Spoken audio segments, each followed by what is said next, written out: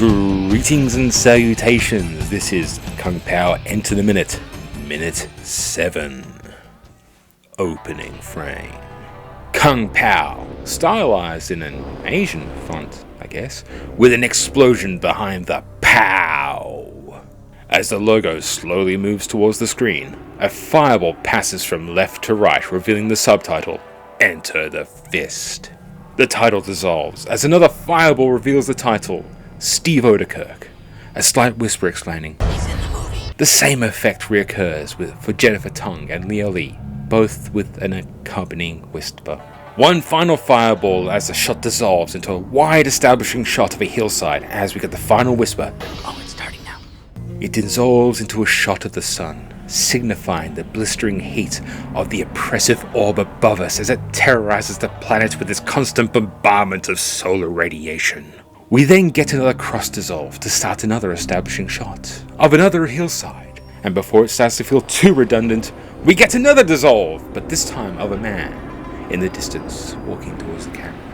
An extreme close-up reveals a pair of tiny booties tied to the man's belt, giving us the context clue to this man's identity, before cutting to a close-up of his animal companion, who clearly wasn't there in the previous shot. We flash to the man's face, and whilst the shot dissolves into another wide angle, we hear the voice-over of the narrator stating, "The child had become a man. Rolling to the bottom of a gully, he was raised by various rodents. Having no true home, he wandered the wilderness in search of the one who stole his life." As we get to the closing frame, we see the Chosen One looking up, possibly at the murder ball in the sky. So, okay, there's not really much happening in this minute. It's literally the beginning of the film, so, we've had the action sequence opening, and now we're kind of starting to establish the world. This is the world building part of the movie. There's just one thing let's just get to this through first. As we mentioned in previous minutes, humor is subjective. There are jokes that just fail, and even the filmmakers will admit a thing fails. Even Steve Odekirk admits that the whispering thing over the title sequence was just a bad idea. I did some whispering thing in here that I'm not even so sure was a good idea in retrospect. But would you say ill-advised? Or we went I don't know. For there it, were though. so no rules on this thing. We went for it. There were no rules on this movie. I think he had this idea that it's just this added mysticism or something. I can't really tell you the guy's mind. And I know for the fact that they look back on this and go, that was a bad idea. I think if they had another pass to that film, they'd probably have taken that out. It doesn't do anything. And I think that's the problem with this joke, if you can call that. And that's also the particular thing. A failed joke is frankly not funny. As simple as that. If it's not adding to the film, or if it's not particularly funny in and of itself, you should have just got rid of it, man. I love most of the stuff in this movie.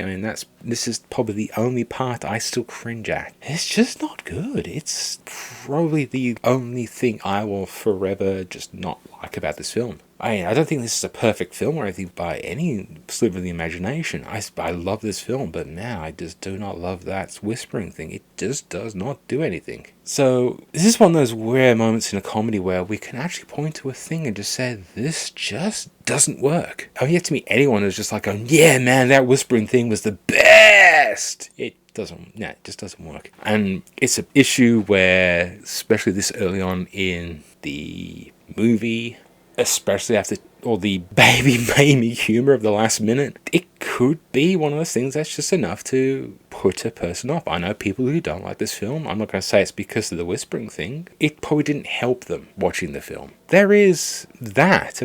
There are plenty of comedy movies, and you can use that word in quotation marks, that just aren't funny. This has become the gripe with a lot of modern, lack of a better term, parody films. They've just become Hollywood's attempt at trying to use internet memes, but they always end up being a year or two or 3 or 5 outside of the cultural zeitgeist. Or it's just like, hey, we're just going to reference that thing, and that's funny. whereas a lot of classic parody, including this particular movie, uses more concepts of genre and genre mechanics and genre stereotypes and that to inform the humor. There is only one real direct reference in this movie that I can think of. We'll get to that. And people who know this movie, they know that what the reference is, so I'm not spoiling anything. I mean, if you're watching this movie on minute by minute with me and never seen the movie before, what the hell's wrong with you? You're crazy, man. I mean, really, you're crazy. Watch the movie, then come back. I can wait. I think it's going to take at least a year if I'm going by weekly. You've got plenty of time. Watch the movie. You don't have to wait for me. This is not an episode by episode podcast. I like episode by episode podcasts, but not minute by minute.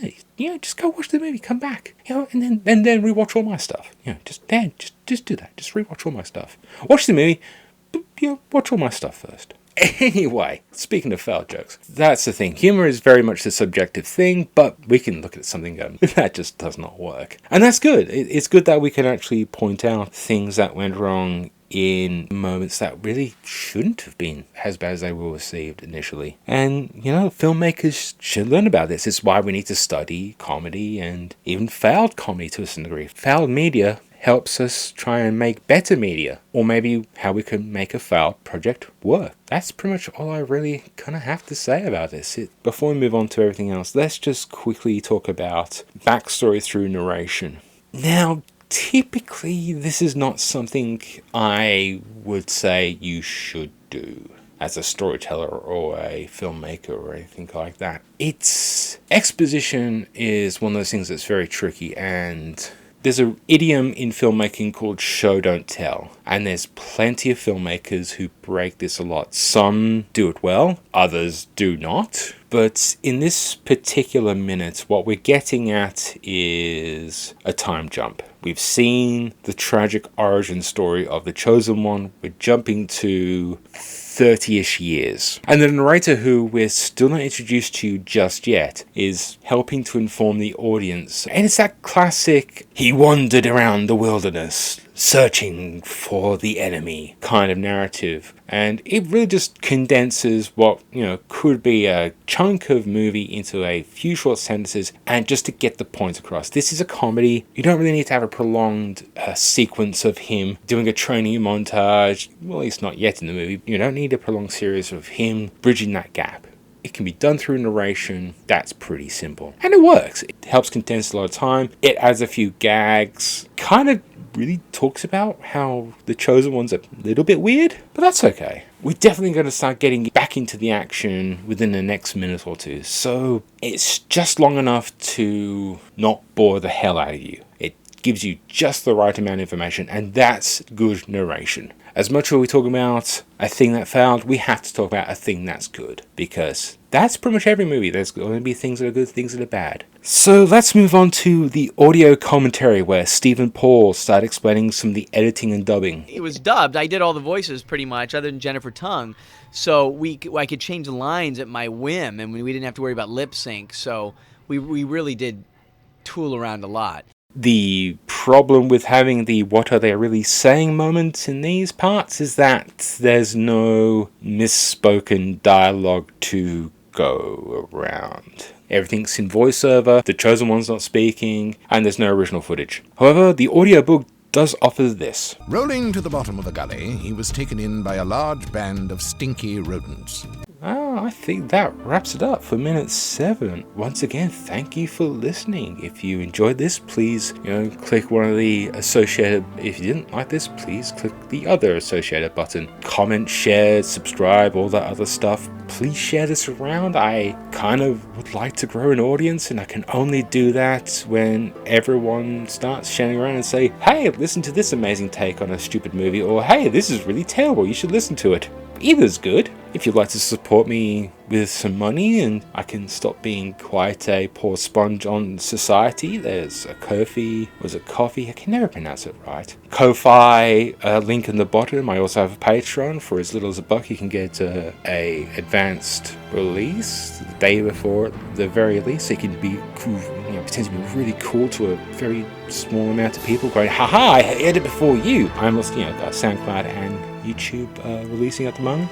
Again, if you want me to do silly voices and stuff, you can pay for that. If you don't have to. I mean, I'd like you to, but you don't have to. There's probably other things I should think of, but I really need to try and get some of these episodes out after that major crash. So we'll see how it goes. But yeah, once again, thank you for listening, and I'll see you next time.